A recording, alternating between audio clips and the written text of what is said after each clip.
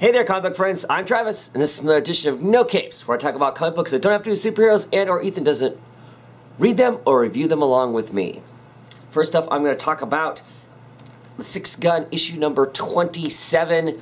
Wonderful cover there of Miss Humes coughing out a snake. Missy Humes, boy, no real spoilers here, but wow, some dramatic stuff really happens with her. In this issue. They've gone back to the town that they were first in. Our main adventurers have gone back to the town, basically trying to find Missy. They're trying to find Missy's gun so then they can have all 6 of the guns. They're in possession of 5.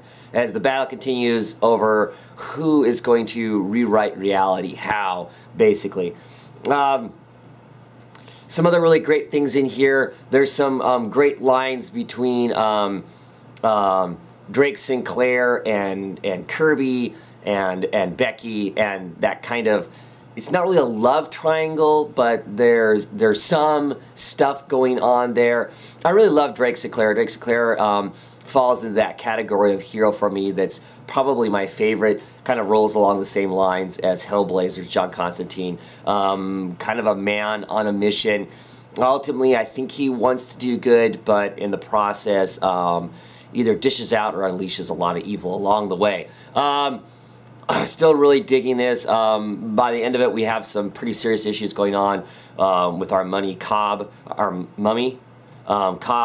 There's some dramatic stuff going on there.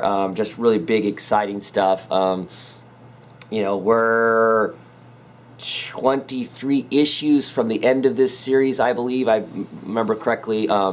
They said they'd be done with 50. Just really excited by this. I hope people out there are still picking this up. I know a lot of you guys that watch this aren't reading it in singles. I hope you are picking up the trades. It's just a really dynamic story with a lot going on in it, and just very, very cool. And this issue doesn't disappoint at all. Next up, we're going to talk about BPRD, the Hell on Earth part here.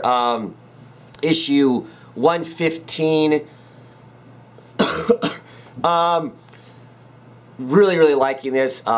This starts the arc where they're moving into Manhattan to find out what's going on. It's been a year. There's been no contact with inside. Anything that goes in, nothing comes out.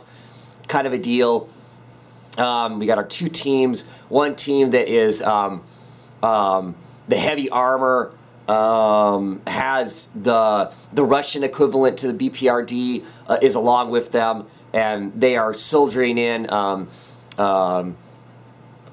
being big, loud, and boisterous, basically, while another group that has Liz Sherman and Jonah in the group are kind of more stealthily creeping in. And their real mission is just to take an assessment of what is there more than anything else. Their mission really isn't to save anybody right at this point. It's just to find out what's going on, to figure out what kind of tools they might need to actually deal with whatever's there. Of course, once you've got boots on the ground and you're in there, then it kind of becomes a whole different can of worms as far as what they think they're going to do or not going to do. And so there's some debate amongst these teams as to how they're going to address the stuff that's going on in there. And one of the groups thinks they've found some survivors, and when they get to where the survivors are at, it's this really horrid scene, but very well done comic book wise, of these silent panels as they've come to basically the equivalent of, I think, like Central Park, and where they thought they saw people standing around. No, it really wasn't. It was really a bunch of people who've hung themselves and killed themselves in the park. And it looks like, from the length of decay, that it's been going on for some time. It wasn't like it was one mass suicide. It was a few people did it, then a few more people did it, a few more people did it. How horrible it is where they're at, that this was their alternative, or entire families would go and to kill themselves and whatnot. But really, really well done. Really, really cool. And exciting stuff going forward. But yeah, I'm still really digging the book. It's got a lot going on. Curious to see what's happening in Manhattan and what they have to deal with. It's pretty cool, pretty exciting.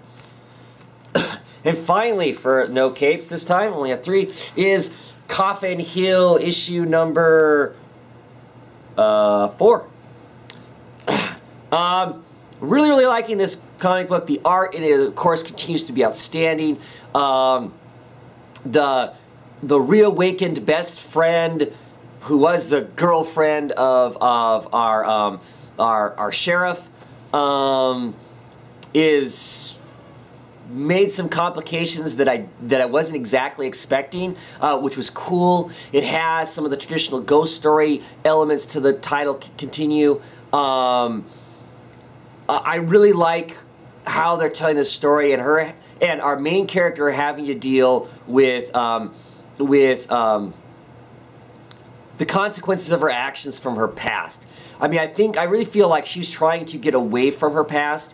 That's why she went and became a policeman and all of this stuff. And then what happened there kind of forced her back to come back to Coffin Hill, and now she's having to deal with the consequences of a lot of her actions as a teen, and a lot of her actions that happened, back those 10 years ago in the forest, and all the horrible things that happened there. And part of that consequence is her relationship with these two, her relationship with her best friend and her best friend's boyfriend, and how she really screwed up a lot of that stuff. She pursued things that she probably shouldn't have then, because she was a spoiled brat or whatever the case was. And it's interesting seeing her deal. So we get this her own personal demons that are haunting her, and her own personal actions that are haunting her, along with this supernatural element that's in the thing, this horror element of whatever it is that's out there that is going to be unleashed, or is preparing to unleash, or has been unleashed in the forest around Coffin Hill and Coffin Hill itself. Really cool, really dynamic, because it has all that stuff going on in it, and I think it's told really well. I know some people were critical of the first issue, felt like there were a lot of elements and nothing was explained very well. In this, that I think, at each issue it becomes much clearer, much more solid, and it has its mysteries, don't get me wrong, there's stuff we don't know, but still, really, really cool. Really, really enjoying it. Good Vertigo title. And that is it for this week's worth of No Capes. See you next week.